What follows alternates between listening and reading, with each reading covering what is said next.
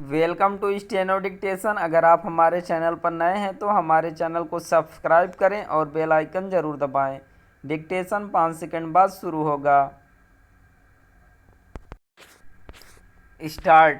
अजीत पवार के नेतृत्व में बगावत न केवल राष्ट्रवादी कांग्रेस पार्टी के प्रमुख शरद पवार के लिए एक बड़ा झटका है, बल्कि महाविकास अघाड़ी के लिए भी।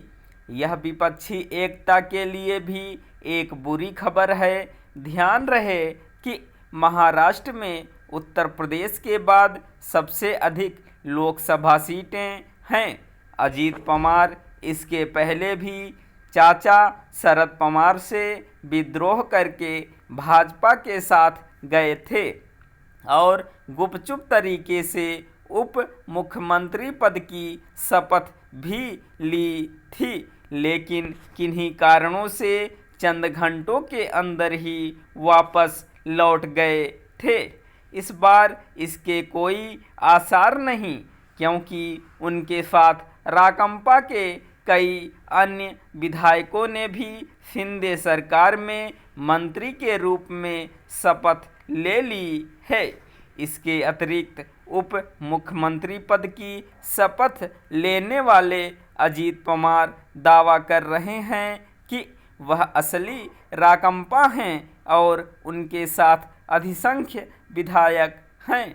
अजीत पवार ने शरद पवार के साथ वही किया जो एकनाथ शिंदे ने उद्धव ठाकरे के साथ किया था।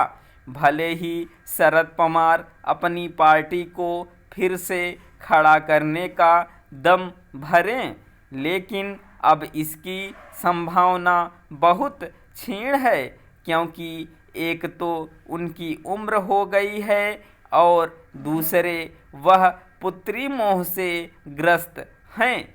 अजीत पवार चुप नहीं बैठेंगे, इसका आभास उन्हें उसी दिन हो जाना चाहिए था जिस दिन उन्होंने बेटी सुप्रिया सुले को राष्ट्रीय कार्यकारी अध्यक्ष बना दिया था। ऐसा करके उन्होंने अजीत पवार को किनारे करने का ही काम किया था।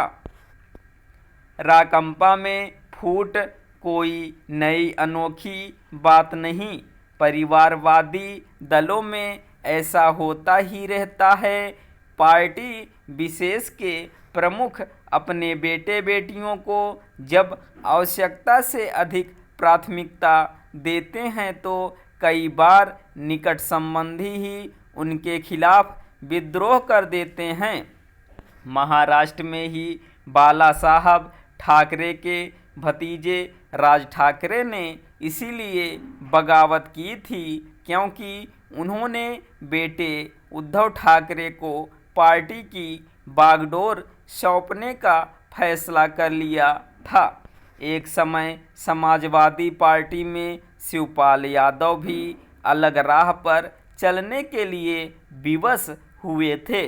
तेलुगु देशम पार्टी में भी ऐसा हो चुका है। चंद्रबाबू नायडू ने ससुर एनटी रामाराव का तख्ता पलट दिया था। परिवारवादी दलों में केवल निकट संबंधी ही विद्रोह नहीं करते, कई बार परिवार के बाहर के नेता भी अलग राह पर चल निकलते हैं, क्योंकि पार्टी पर परिवार के लोगों के वर्चस्व के चलते उन्हें अपना भविष्य अंधकार में दिखने लगता है। इसका एक उदाहरण एकनाथ शिंदे हैं।